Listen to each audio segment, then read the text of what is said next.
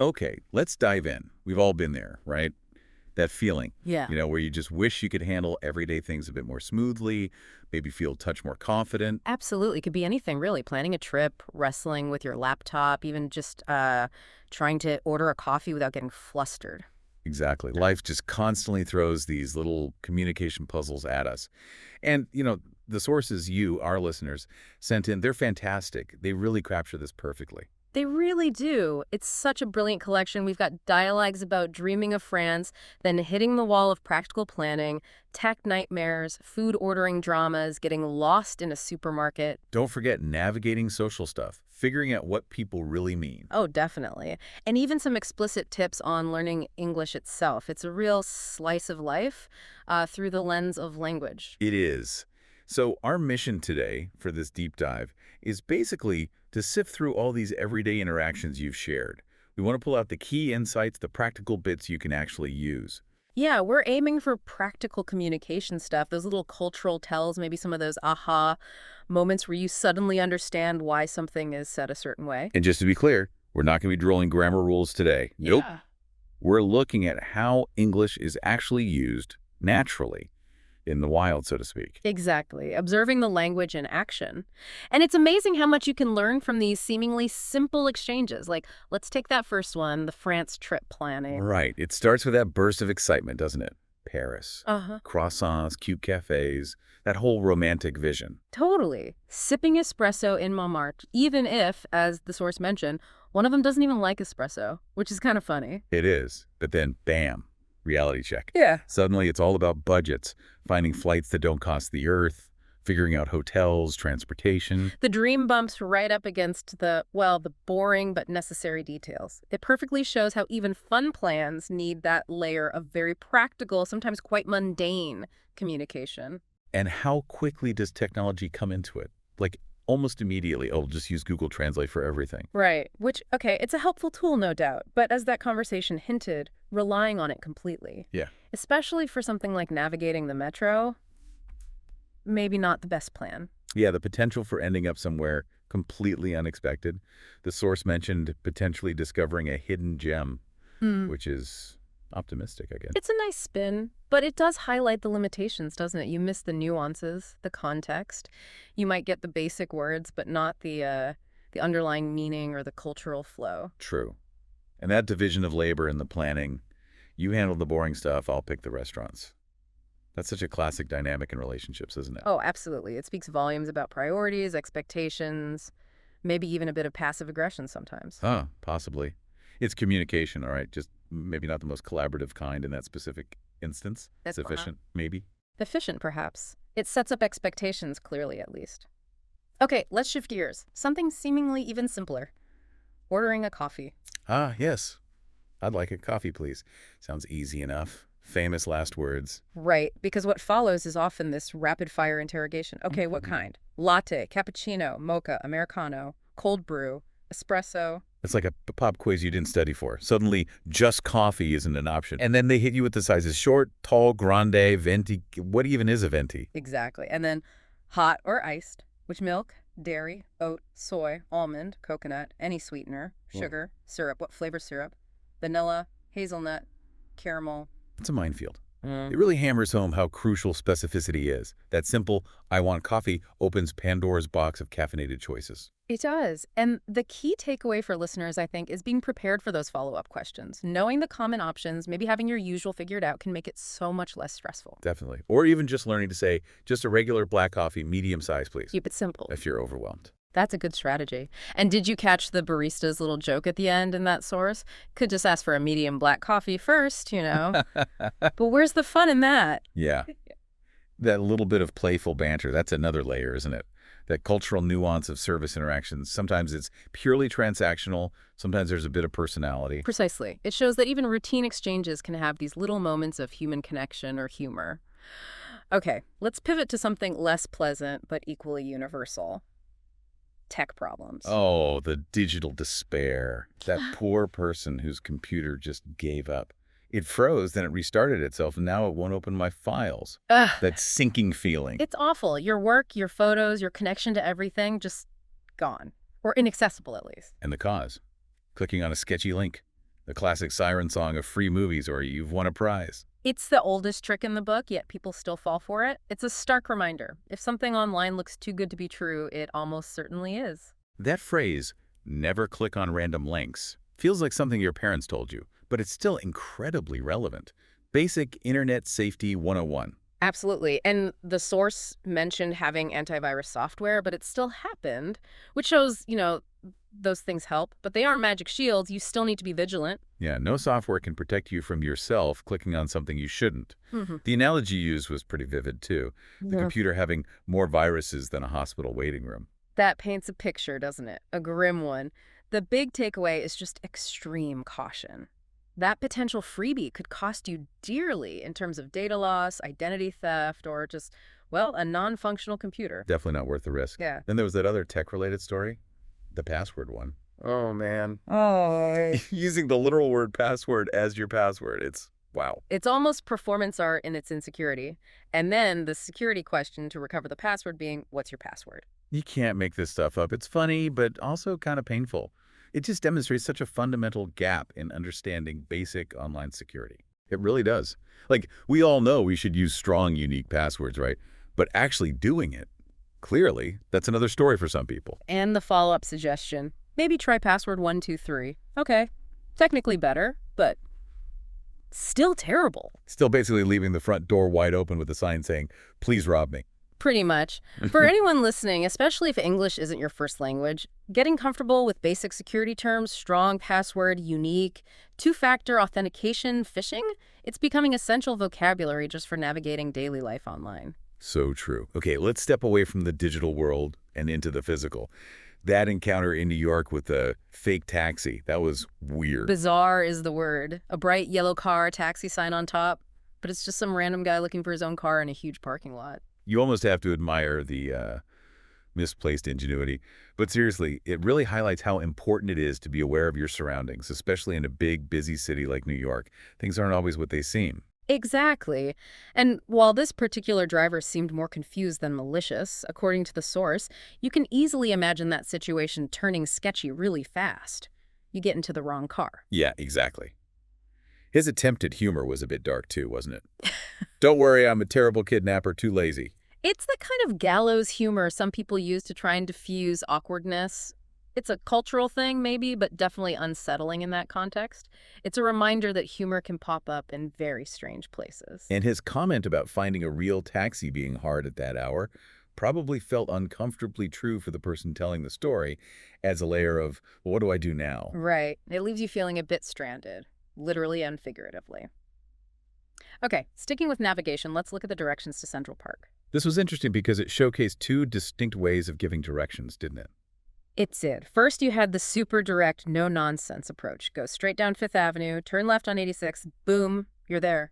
Pure efficiency. Quick, easy, gets the job done. If you're in a hurry, that's what you want. But then there was the alternative, the more scenic route, meandering via Broadway. And it came with recommendations.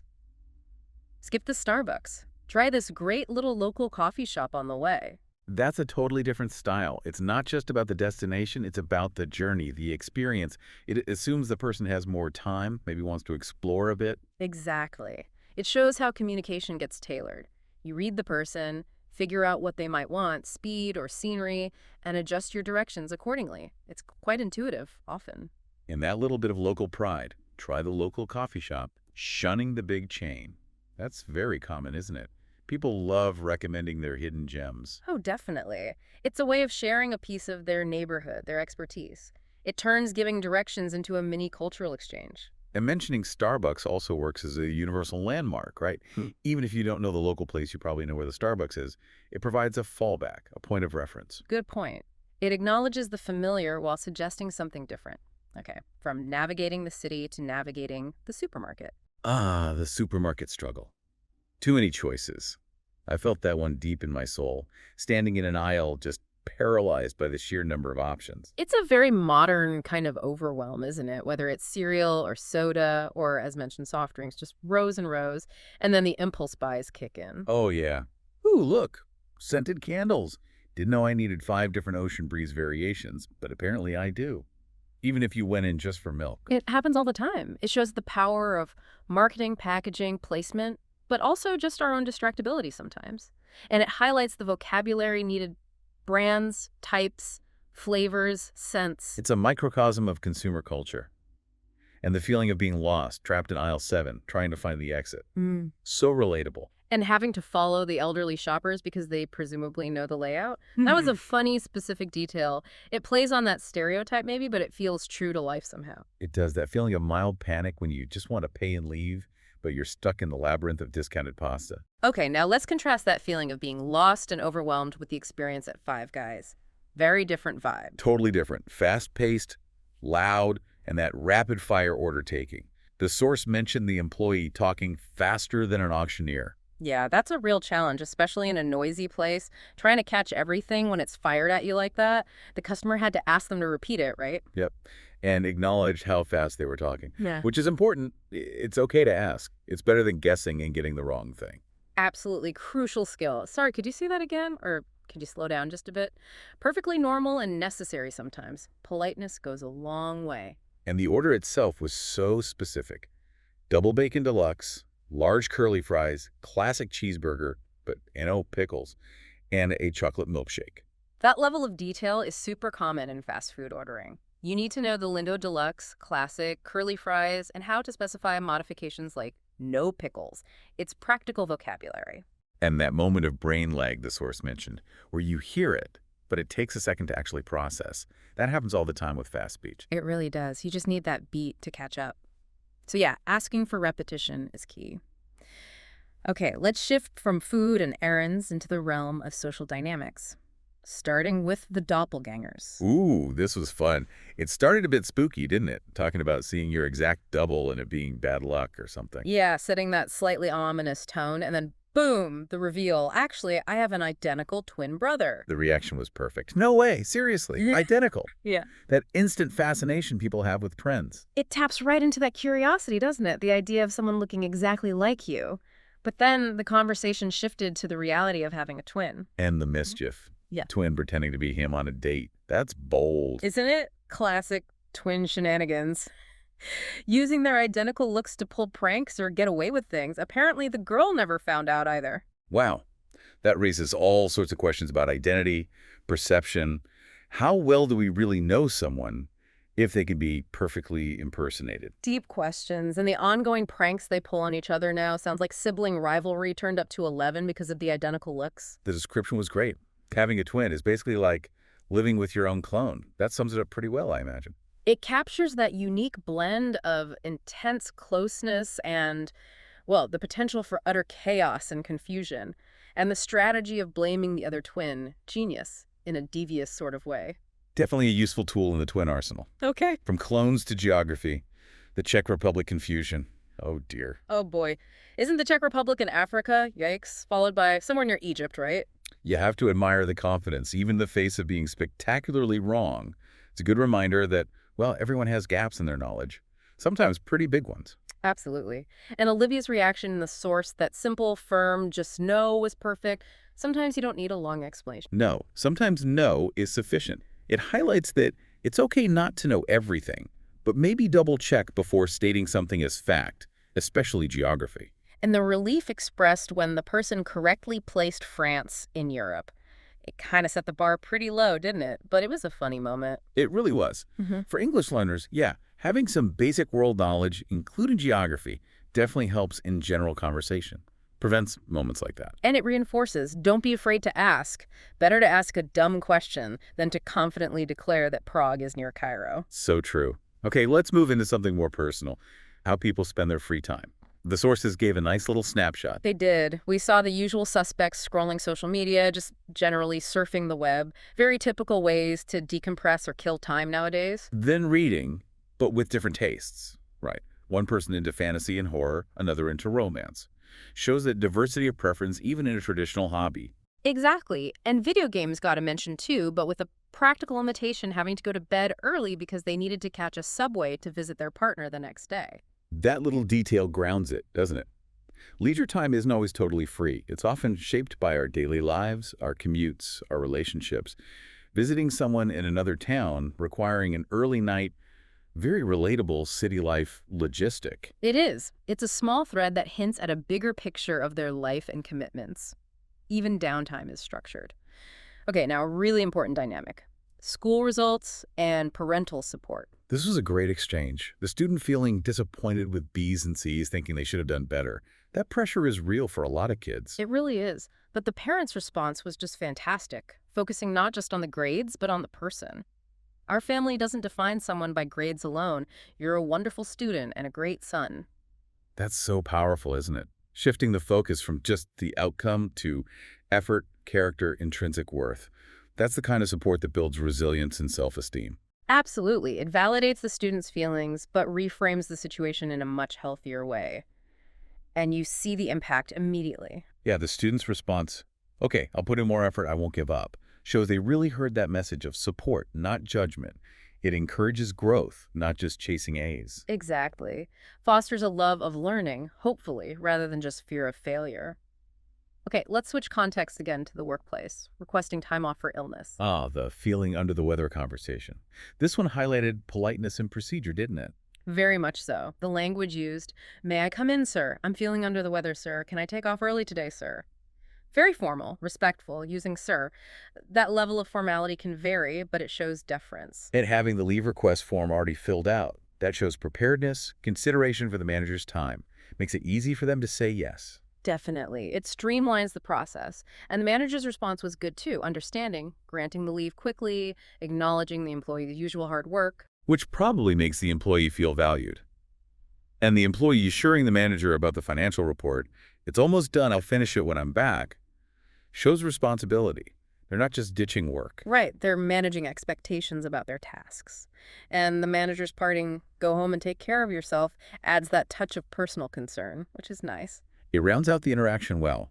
It's a good model for professional, considerate communication in English, even for something routine like taking a sick day. Agreed.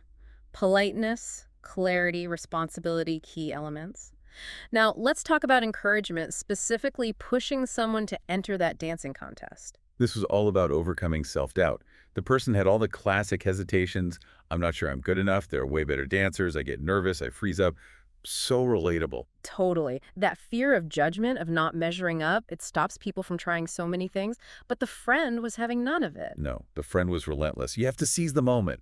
You love dancing. How will you know if you don't even try? Just pushing back against every excuse. That persistent belief from someone else can be incredibly powerful. Sometimes you need someone else to see your potential more clearly than you do. And the enthusiasm, heck yeah, you got this. It's infectious. It really is. That unwavering support can be the difference between staying stuck in fear and actually taking a chance. And the final, that's my man. Just pure supportive friendship. Yeah, it shows that strong belief and trust. Okay, now for something much more low-key. Just friends grabbing a drink after a jog. Simple, everyday stuff.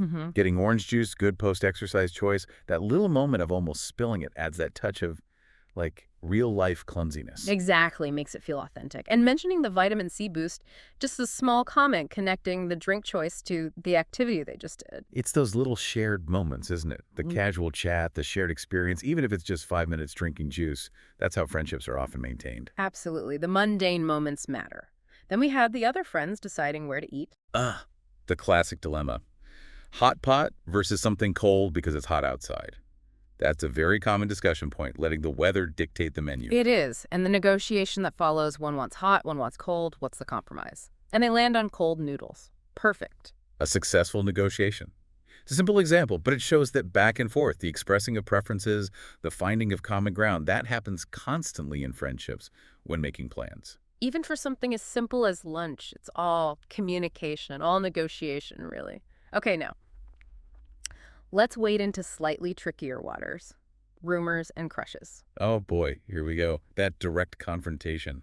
Someone told me you have a crush on Javis. Wow, straight to the point. No beating around the bush there. That kind of directness can be startling, depending on your relationship with the person asking. Puts you right on the spot. It really does. And the initial reaction was denial, wasn't it? But then the friend lays out the evidence. Yeah, well, you guys are always hanging out. You laugh differently with him. You sound like a couple when you talk. It shows how easily observations can be interpreted or misinterpreted and fuel rumors. Exactly. Actions speaking louder than words, perhaps, or at least being read into heavily. And then the hesitant admission finally comes out. Okay, yeah, I do sort of like him. But please don't tell anyone. That immediate plea for secrecy, it highlights the vulnerability, right? Sharing those feelings is risky. Totally. You're trusting that person with sensitive information, the fate of your social standing, potentially, and the friend's response is key. Don't worry, I got you, girl. That immediate reassurance, locking it down, that's crucial for trust in a friendship, especially with this kind of gossip-prone topic. Absolutely. It solidifies the bond. Hmm. Okay, let's shift to catching up with old friends, talking about bigger life changes. Right, this conversation felt very real, reflecting how friendships evolve over time. Talking about moving to a new city, New York, in this case for a job. And the challenges that come with that. Adjusting to a faster pace of life, maybe feeling overwhelmed initially, balancing work and finding a social life. Very common themes for people relocating. Definitely. And then bringing in the family aspect. Oh, things are different now. I'm married with kids. Priorities shift. Lifestyles change. Catching up involves bridging those gaps. The offer to introduce a friend to the spouse and kids is a nice gesture, isn't it? A way of saying, this is my life now, I want you to be part of it, even though we haven't seen each other. It is. It's about maintaining that connection despite the changes, despite the time and distance, reintegrating old friends into the current chapter.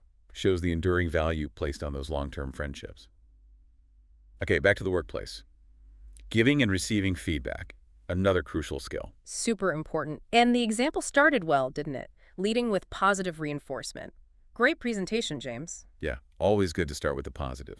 Well- Softens the blow for any criticism coming. And the feedback itself was constructive. Right. Maybe include some more visuals next time. Specific, actionable advice, not just it was boring, but why it could be improved and how. And James's explanation, yeah, I ran out of time, provide context, it's not defensive, just factual. And the colleague accepts that. Exactly. Yeah. And then reinforces the positive again. No worries, honestly, you did fantastic overall. That feedback sandwich, positive, constructive, positive, is a common technique. Leaves the person feeling acknowledged for their effort, but also with a clear idea for improvement. And the invitation to grab lunch afterwards helps maintain the relationship beyond just the feedback. Good point. Keeps it collegial, friendly, shows the feedback came from a good place. Okay, now thinking about big decisions, like that job offer conversation. This captured that feeling perfectly, didn't it? The excitement of getting a great offer, but immediately followed by that wave of, am I actually good enough for this? Imposter syndrome kicking in. Totally. It's that mix of exhilaration and terror. And the friend's advice was really grounded. Listen to your gut. Think about your long-term goals. Encouraging reflection, not just reacting. Important advice. Don't just jump because it's shiny. But then the friend also gives that big push of encouragement. Oh, yeah. Fear has to take a back seat. He got this. Dive in. No regrets. Just pure, unadulterated belief in the person. Sometimes you need that external cheerleader, right? Someone to drown out your own doubts. And the promise of backup, whatever happens, I've got your back. That's huge. It's massive. Knowing you have that safety net makes taking the leap feel less terrifying, and the person decides to go for it, which leads to more celebration. That's my girl. Knew you'd crush it. Yeah. That shared excitement and belief is a powerful thing in friendships. It really is. Now let's look at the flip side. Dealing with a setback, failing the driving test. Oof. Yeah, that's a common one. That feels like a big deal at the time. The initial reaction, I bombed it, is completely understandable disappointment. Totally. But again, the friend steps in immediately with perspective and encouragement. Hey, no worries. It happens. There's always next time. Normalizing it, basically, and suggesting the solution. Just keep practicing, hit the road more. Practical steps, not just sympathy. And reminding them it's not the end of the world. Putting the failure into perspective is key to bouncing back. And it works. Yeah, the person rallies. You're right, I'll get better, just need more practice. That shift from despair to determination is crucial. And the friend's offer of pom-poms for the next attempt adds that lighthearted support. Keeps it positive, reinforces that they're in it together. It shows resilience is often fostered by good support. Okay, what about considering a totally new direction, like starting a business? Ah, the entrepreneurial dream, or nightmare, depending on your perspective.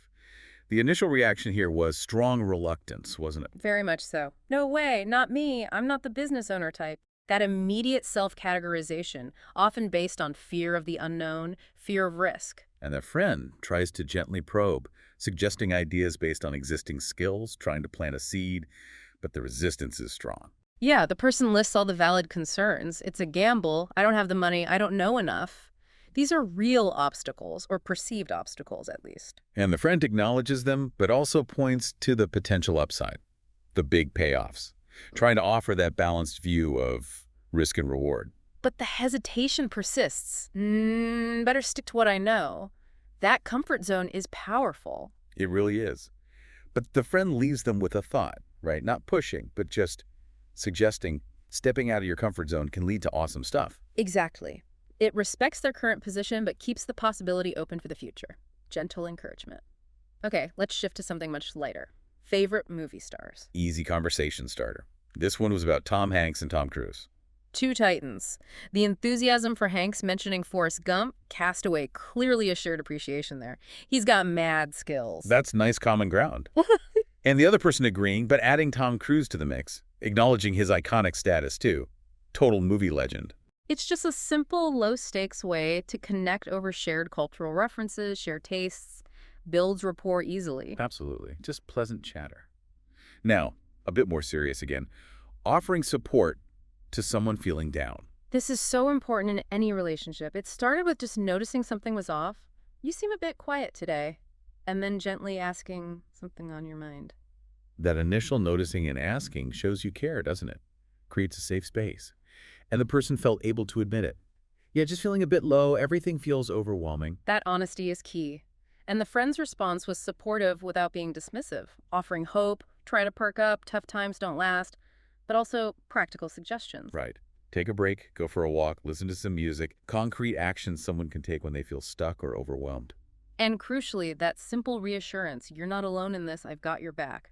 Just knowing someone is there can make a world of difference. Absolutely. That feeling of connection combats the isolation that often comes with feeling low. The thanks that means a lot really shows the impact. Small gestures, big impact. Okay, finally, let's touch on that universal travel woe. Flight delays. Oof, the worst. Starts with the hopeful question, how was the trip? Everything go okay? And then the immediate deflation. Nah, flight was a nightmare, delayed for hours. That quick switch from expected pleasantries to recounting a frustrating experience is very common. And the empathetic response is key. Oh man, that sucks. How long were you stuck? Showing you get it. 3 hours, in this case. Significant delay. And the inevitable airline explanation. Weather. The classic reason. Right, and the passenger's resigned acceptance. Well, safety first, I guess. What else can you say? Doesn't make it less annoying, but it's the standard line. And the friend's attempt to offer perspective. Just shake it off, delays happen, trying to minimize it, move on. Sometimes helpful, sometimes slightly annoying if you're still fuming. True. Timing is everything with that kind of advice. But Yeah. the reminder that they arrive safe and sound, that is the most important thing, ultimately. Helps reframe it. Yeah, shifts focus from the annoying process to the successful outcome. And thankfully, the rest of the trip was smooth after that initial hiccup. Shows that travel often requires resilience. It certainly does. Okay, so across all these varied scenarios, from the mundane to the more dramatic, we also got that little snippet of direct English learning advice in the sources. We did. Explicit instructions, which is interesting to see alongside all the natural conversation examples. Yeah, it boiled down to the fundamentals, really. Practice consistently every single day.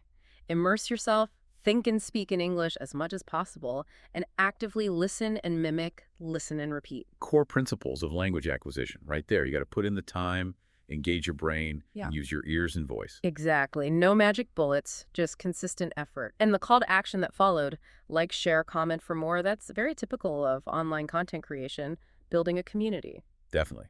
Encouraging engagement, pointing towards more resources. It acknowledges that learning is an ongoing journey. And speaking of the journey, throughout this whole deep dive, looking at all these dialogues, we've implicitly picked up on so many nuances of spoken English, haven't we? Oh, absolutely. Loads of informal stuff, slang words peppered throughout the casual chats. Things like dude, buzzkill, yikes, gotcha, hang out, mad skills. You need to understand that stuff to follow real conversations. You really do. But we also saw the flip side. The polite, more formal phrases used in those service interactions or workplace requests. I'd like a coffee, please. Excuse me, may I come in, sir? Thank you. Knowing when to switch between those registers is key. And the expressions. We heard frustration, oh dear, oh, surprise, no way, wow, encouragement, you got this, crush it. Understanding the emotion behind the words is just as important as the words themselves. Couldn't agree more. It's about the tone, the context, the nonverbal cues that we can infer even from a transcript sometimes. It all contributes to that natural rhythm and flow of spoken English. It's not just vocabulary lists and grammar rules. It's this living, breathing thing somewhere. And a probable cause. Clicking on a sketchy link. The siren song of free movies, in this case, a classic cautionary tale. We've all been tempted, maybe? Mm. You see a link, it promises something amazing for free. But yeah, trouble usually follows. It really underscores that basic internet safety rule. If it looks too good to be true, it probably is. The potential downside viruses, losing your data, maybe even identity theft, it just massively outweighs getting a free movie. Definitely. It's that constant balancing act online, isn't it? Convenience versus security, temptation versus risk. And the antivirus software. Well, it helps, but as the source implied, it's not always a magic shield. Sometimes things still get through. Yeah, that comparison to a hospital waiting room for the infected computer. Yeah. That was vivid. Just captures the sheer number of threats floating around out there. It really does. It's a good reminder about digital hygiene, being careful where you click, what you download. And the irony, too. Yeah. Trying to save a few bucks on a movie and potentially ending up with a huge repair bill or hours of stress trying to fix things. Exactly. The cost-benefit analysis rarely works out in favor of the sketchy link. Okay, then we have the, oh boy, the password situation. Oh, that one. Using password as your password. I mean, wow. It's almost performance art in its lack of security. It's like leaving your front door wide open with a sign saying, rob me. It really is. And then the security question being, what's your password? It's the layers of irony. It's almost beautiful in its absurdity, but also terrifying from a security perspective. It perfectly highlights that gap, doesn't it? Between knowing you should use strong, unique passwords and actually doing it. Yeah. Why do we do that? Is it just laziness? Wanting something easy to remember? Probably a bit of that. Cognitive bias, maybe. We underestimate the risk or we prioritize ease of recall over actual security. It's human nature, I suppose, but risky. And the suggestion to use password 123 instead. Like, okay, technically better, but still not great. Not great at all. Still incredibly easy to guess or brute force. It's a good reminder for everyone listening, maybe. Go check your passwords. Use a password manager. Please. For the love of all that is digital. Okay, moving from digital weirdness to, well, real-world weirdness. The fake taxi in New York. That was quite a story. Surreal, almost. Right. A bright yellow car, taxi sign on top. Looks legit, but nope. Just some guy's personal car that he paints yellow so he can find it in parking lots.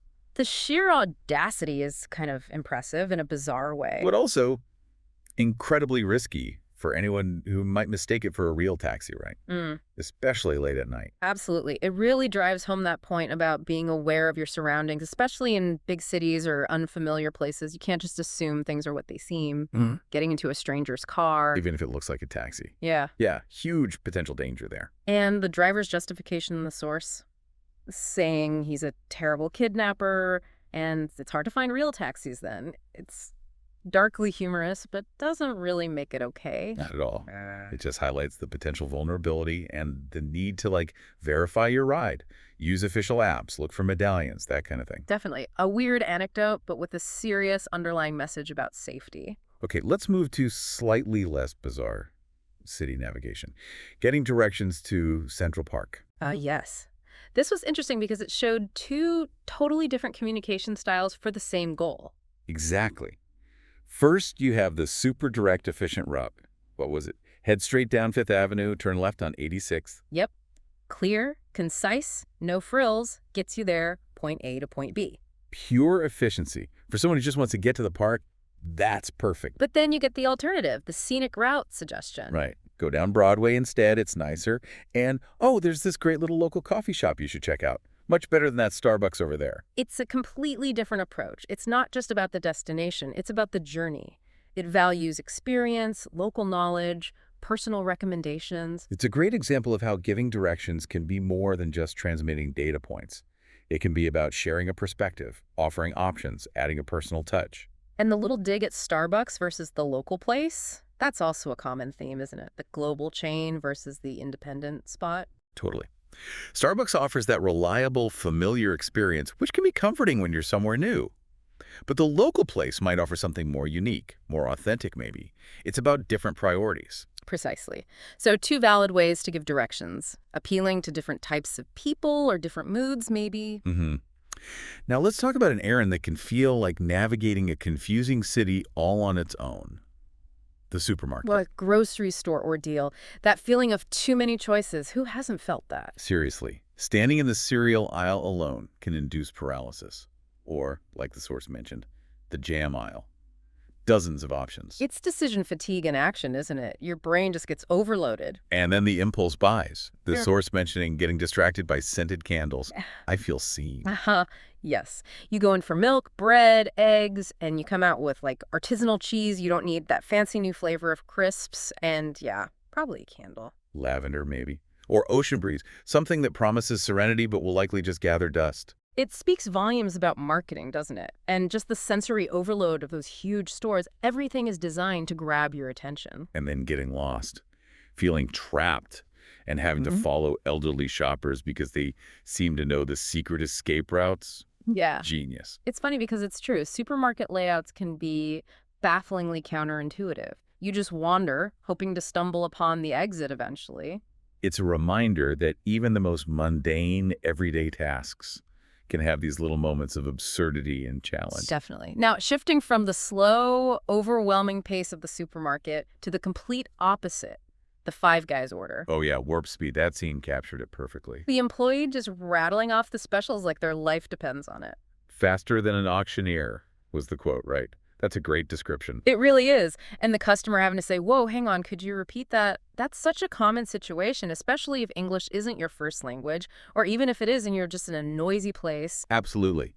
It highlights how important it is to feel okay asking people to slow down or repeat themselves. It's not rude.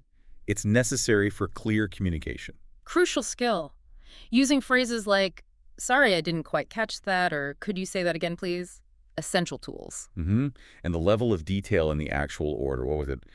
Double bacon deluxe? Curly fries, Yeah. classic cheeseburger, no pickles, and a chocolate milkshake. Right. That specificity. People know exactly what they want, especially with food, which means the person taking the order has to listen really carefully. It does. It underlines the need for active listening on both sides. And again, that willingness to clarify to make sure everything is right. You don't want pickles if you hate pickles. God, no. Picklegate is a serious offense. So, yeah, active listening, asking for repetition, key skills in fast-paced environments. Okay, so we've covered navigating places, tech, food. Let's move into the realm of people and relationships, social dynamics, starting with that doppelganger conversation. Ooh, yeah, that was intriguing. It starts off a bit spooky, doesn't it? The idea of seeing someone who looks exactly like you. That sort of uncanny feeling and the superstitions around it. But then, plot twist. The reveal. Actually, I have a twin brother. And the immediate reaction, no way, identical twins. That instant curiosity, people are fascinated by twins. Totally. It taps into that fundamental question about identity, uniqueness. Yeah. What does it mean if someone shares your exact face? And then we get the anecdotes. The twin pretending to be him on a date. Classic twin shenanigans. Right. You hear stories like that all the time, using their identical looks for mischief or confusion. It seems like part of the twin package deal. It definitely raises interesting points about identity, blurring lines, maybe even a bit of harmless deception. Or maybe not so harmless, depending on the situation. True. And the comment about it being basically like living with your own clone, that really captures the unique, maybe sometimes intense dynamic. That closeness, but also maybe that rivalry or the constant comparison, and the potential for pranks, obviously. And the ultimate get-out-of-jail-free card. Blaming the other twin. It wasn't me, it was him. The perfect alibi built right in. As the source said, smart move. You can't argue with the efficiency. Okay, from twins to geographical confusion. Ah, yes. The Czech Republic moment. Isn't it in Africa? Oh, dear. Followed by somewhere near Egypt, right? You have to admire the confidence, though. Stated so matter-of-factly. I know, but Olivia's response was perfect. Just a simple, firm, just no. Sometimes that's all you need. It really highlights how we all have these blind spots, don't we? Gaps in our general knowledge, sometimes in really basic areas. It's easy to assume everyone knows the same things you do. So true. You could almost hear the mental clunk as the correction landed. But then the relief when they correctly placed France and Europe, phew, crisis averted. Yeah, the bar was set pretty low there for a moment. It's a funny exchange, makes you cringe slightly, but also remind us not to be afraid to admit when we don't know something. Absolutely. Better to ask or look it up than to confidently declare the Czech Republic is neighbors with Egypt. Good life advice right there. Yeah. Okay, moving into more personal territory. How people spend their downtime, their free time. We got a nice little snapshot there, didn't we? A real mix of preferences. Yeah, very relatable stuff. Social media scrolling, just surfing the web that's huge for so many people. The digital default, almost. But then also reading, which is great to see. And the split. Fantasy and horror versus romance. Interesting little insight into taste there. And video games making an appearance, too, but with that practical constraint. Right, needing an early night because of the subway journey the next day. It shows how even our leisure time isn't always totally free, is it? It's often shaped by practicalities like transport or work schedules, or, in this case, visiting a partner in another town. That was a nice detail, adding that personal context. It just reflects the reality of juggling different parts of life work, relationships, personal interests, and the logistics that tie them all together. A very realistic glimpse into how people balance their time and activities. Okay, now let's talk about something really important. School, grades, and parental support. That conversation was quite touching. It really was. You have the student feeling down about getting B's and C's. Yeah, that feeling of, I should have done better, the pressure, maybe comparing themselves to others, it's so common. But the parents' response, just fantastic. Our family doesn't define someone by grades alone. You're a wonderful student and a great son. So good. Shifting the focus from just the outcome, the letter grade, to the person, the effort, the character. That's textbook unconditional positive regard, isn't it? And it's so incredibly important for building self-esteem and resilience. It tells the kid their worth isn't tied solely to their academic performance. Absolutely. It fosters a much healthier relationship with learning, I think. Less fear of failure, more focus on growth. And you see the impact immediately. The student responds with, okay, I'll put in more effort and not give up. Right. The encouragement actually motivates them, rather than making them feel defensive or inadequate. It promotes that growth mindset. Okay, I didn't hit my goal this time, but I can learn from it and improve. Such a positive example of supportive parenting. Yeah. Really valuable. Definitely. Okay, shifting from family support to the workplace. Requesting time off when you're sick. Another very common scenario, and the way it was handled in the source was quite formal and polite. Yeah, may I come in, sir? I'm feeling under the weather, sir. Can I take off early today? Lots of sirs. And having the leave form ready to go. It shows a certain level of professionalism and respect for the process, even when feeling unwell. Proactive. And the manager's response was good too, right? Just, okay, granted, I know you work hard. Exactly. No guilt trip, just acceptance and acknowledgement. And then the employee assures them the important report is almost done and will be the first priority on return. That's key, isn't it? Showing responsibility, thinking about the team and the workflow, even when you need to take leave. It demonstrates consideration. And the manager's final words, go home and take care of yourself, add that human touch. Yeah, that little bit of empathy makes a big difference. It just shows a supportive work culture where people are treated like, well, people. It really highlights how politeness, clear communication, and mutual respect can make these necessary interactions smooth and positive. Agreed. Now let's talk about taking a leap, facing fears. Yeah. The dancing contest example. Ah, yes. The classic battle against self-doubt. Totally. The initial reaction is pure hesitation. No way. I'm not good enough. There are better dancers. I'll be too nervous. All the usual suspects. All those internal barriers we put up, right? The fear of judgment, the fear of not measuring up, the fear of failure. So relatable. But then the friend steps in, the cheerleader. Yes, with that persistent, positive encouragement. Come on, seize the moment. You used to love dancing. And the killer line, if you don't try, you'll never know. Simple, but powerful. It really is. It cuts through the what-ifs and focuses on the potential regret of not trying. And that unwavering belief, heck yeah, you got this. Yeah. Sometimes you just need someone else to believe in you before you can believe in yourself. It's incredibly motivating, isn't it? That external validation, that vote of confidence. It can be the push someone needs to overcome their own internal critic. Definitely. It shows the power of positive peer pressure, almost. Encouraging someone to step outside their comfort zone. And the enthusiastic, that's my man, at the end. It just seals that feeling of strong friendship and genuine support. Really nice exchange. Yeah, lovely.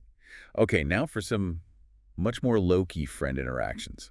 It's like just grabbing a drink after a jog. Simple, everyday stuff. Two friends, post-exercise, getting some orange juice. And the little detail of almost stilling it Hmm. just adds that touch of normal, clumsy reality. Mm-hmm.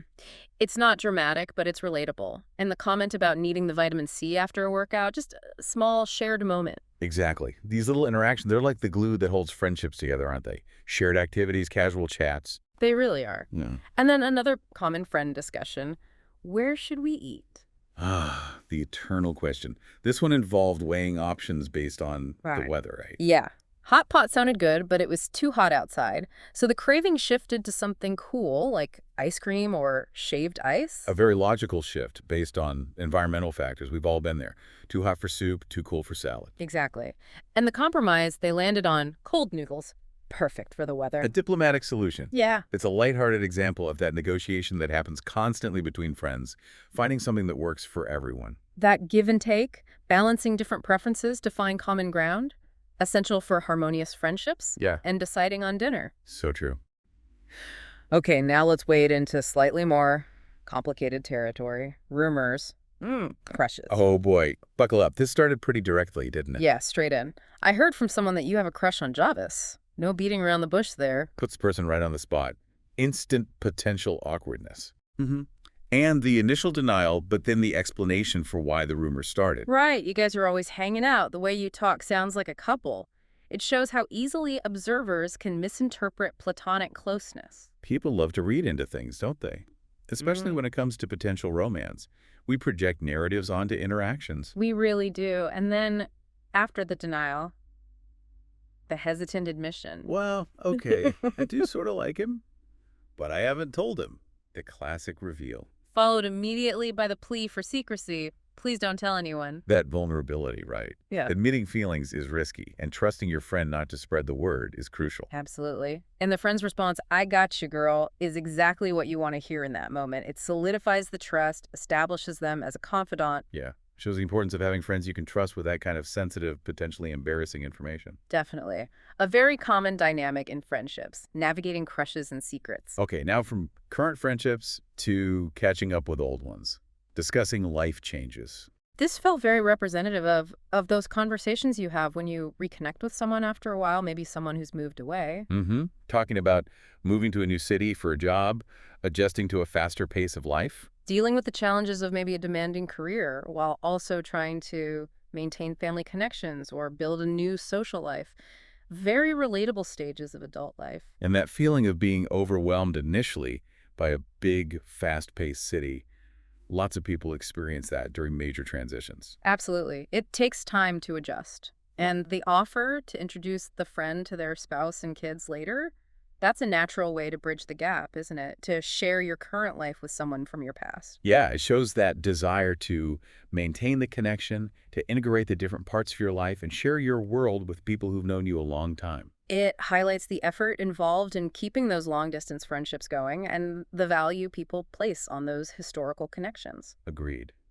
Okay, back to the workplace, but this time focusing on feedback, giving and receiving it. Always a delicate dance, isn't it? This conversation started well with a compliment. Right. Great presentation, James. Always good to start with the positive. But then the constructive criticism comes in. Maybe add some visuals next time. A specific, actionable suggestion. That's generally good feedback. It balances the praise with a concrete area for improvement. And James's response was realistic too, right? Acknowledging the suggestion, but explaining the time crunch. Yeah. Good idea, but I ran out of time. Mm. That happens. Sometimes ideal isn't possible under deadlines. Exactly. And the manager's understanding, no worries, you did fantastic anyway, is crucial. It ends the feedback loop on an encouraging note, so James doesn't just focus on the criticism. Right. It validates the effort while still planting the seed for future improvement. Good management, really. It shows how effective feedback involves being specific, focusing on behavior or outcomes, not personality, and maintaining a supportive tone. And then inviting him for a meal afterwards helps reinforce the relationship beyond just the task. Yeah, builds rapport. Okay, now let's look at offering support during bigger life moments or challenges. Starting with that job. Offer anxiety. Oh, that mix of emotions. I got the job. Amazing. Followed immediately by, oh God, can I actually do this? So relatable. That imposter syndrome kicking in right when something good happens. Yeah. The excitement mixed with pure terror. And the friend's advice is really grounding.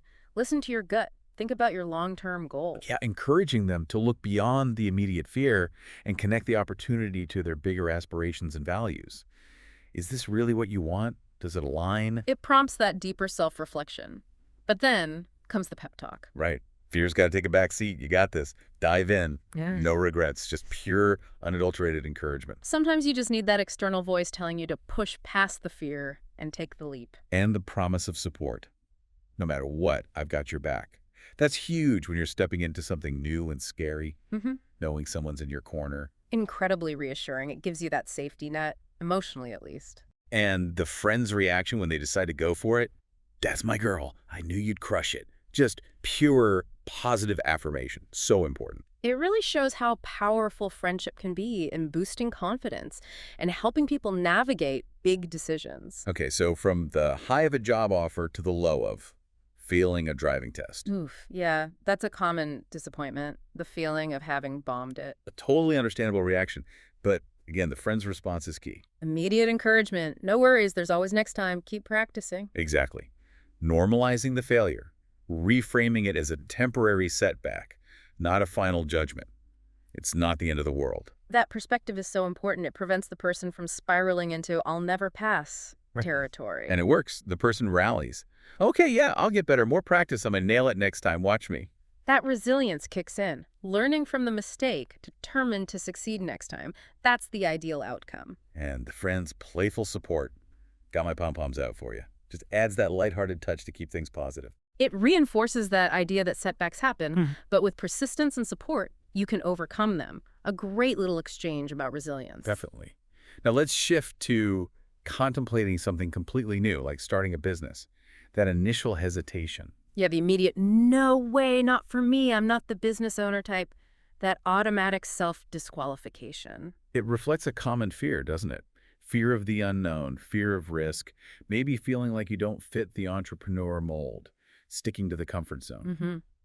And the friend tries to gently push back, suggesting ideas, highlighting existing skills, trying to plant a seed. But the concerns raised are valid too. The financial risk, needing capital, not having the business know-how, these are real obstacles. Absolutely. It's not an easy path. The conversation acknowledges those worries, but also introduces the idea of big payoffs, balancing the risk with the potential reward.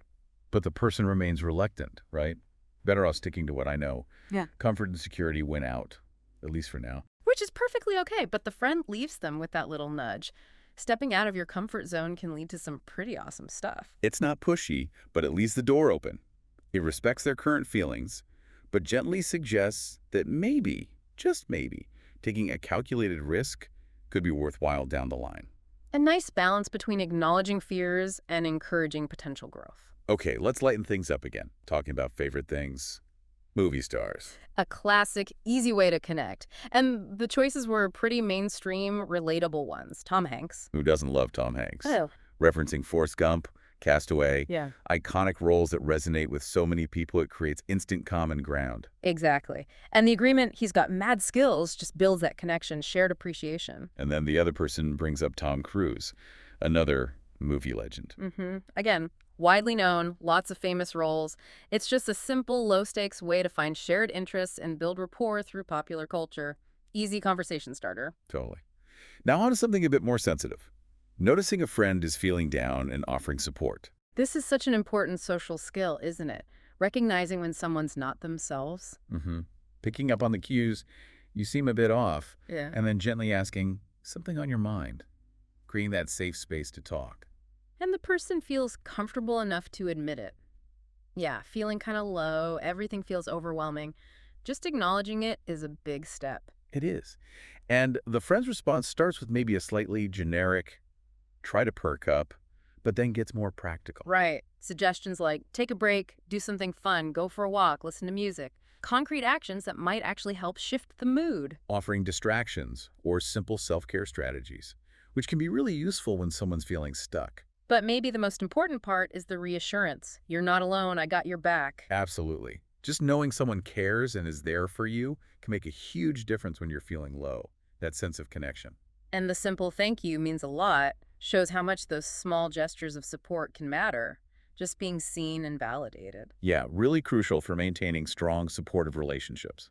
Okay, and finally, in our tour of everyday scenarios, the dreaded travel disruption, flight delays. Ugh, the absolute worst. We've all been there, staring at the departures board, seeing that horrible word, delayed, The source captured it well. The polite opening, how was the trip? Everything go okay? and the immediate, weary response.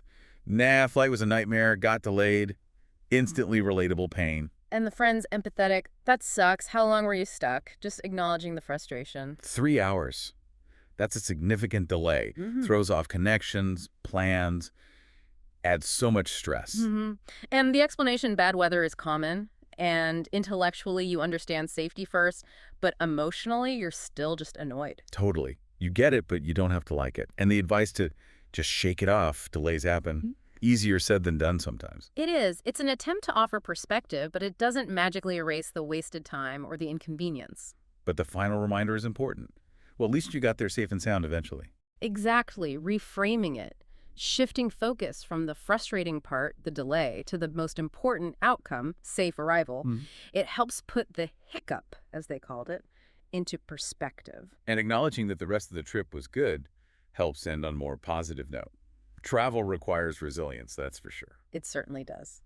Okay, and before we wrap up, we should touch on that explicit English learning advice that popped up in the sources. Right, the direct instructions. Yeah. Always useful to hear those fundamentals reinforced. Yeah, things like practice your English every day. Consistency is just so key, isn't it? Little and often. Totally. And try to think and speak in English every time. That immersion mindset, even if it's just internal monologue to start with, shifting your default language. And listen and repeat the lesson out loud. That active engagement, listening and producing the sounds. Crucial for pronunciation and fluency. Simple advice, but genuinely effective. Practice, immersion, repetition, the cornerstones. They really are. And the call to action, like share, comment, that's pretty standard for online content, right? Building a community, encouraging engagement. Yeah, suggests there are more resources out there, more opportunities to connect and learn, which is always good. Definitely. It points towards that wider ecosystem of language learning materials available now. So reflecting on all these different conversations we've explored. It's pretty amazing how much is packed into them, isn't it? We've implicitly seen so many language nuances at play. Absolutely. Loads of informal language, slang, words like dude, buzzkill, yikes, gotcha, hangout. Understanding those is vital for a casual conversation. Yeah, knowing when and how to use them, or at least understand them, makes a big difference in sounding natural and understanding others. And we also saw the contrast with more polite, formal phrases in those service situations. I'd like a coffee, please. Excuse me, thank you. Knowing the right register for the right context. Crucial skill. You don't want to sound overly formal with friends or too casual with, say, your boss or a stranger you need help from. Exactly, and all those expressions of emotion. Frustration, surprise, encouragement. Oh, dear, no way, you got this. They add so much color and meaning. Totally. It's not just the words. It's the feeling behind them, conveyed through tone and these kinds of expressions. And all of this, the slang, the politeness, the emotional cues, it contributes to understanding the rhythm and flow of natural spoken English, which is just as important, maybe even more important sometimes than perfect grammar. Yeah, getting that musicality, the intonation, that's what really makes communication smooth and effective. So as we kind of bring this deep dive towards a close, thinking about all these everyday moments you shared with us, listener, we've really pulled out some, I think, incredibly useful insights. Definitely. Insights into how communication actually works on the ground, the cultural bits, the practical language used in all sorts of real situations. It's kind of amazing how much you can learn from just paying attention to a conversation about ordering coffee or dealing with a delayed flight. These aren't trivial things when it comes to language and interaction. Not at all. And the whole point of digging into this was, hopefully, to help you, our listener, feel a bit more equipped, a bit more confident navigating your own English interactions. Exactly. Whether that's your next trip or just chatting with colleagues or figuring out tech support or connecting with friends, giving you tools and perspectives. So maybe a final thought to leave everyone with. Think about the next time you're in one of these everyday English situations. Could be ordering food, could be asking for help, could be just casual chat. And as it's happening, or maybe afterwards, reflect a little. Was there a phrase someone used? A way they structured a request? a reaction you notice. Yeah, maybe something we talked about today clicks. Like, that's why they asked so many questions about the coffee. Or, Yeah. okay, I see how they soften that feedback. What's one tiny detail, one little nuance from our conversation today that might just shift how you approach that situation next time? Even a small adjustment in awareness can make a difference. Because ultimately, that continuous noticing, that active engagement with the language, as it's really used, that's where the deep learning happens, isn't it? Absolutely. It's about ongoing observation and participation. That's the path to really internalizing the language and becoming a more confident, intuitive communicator.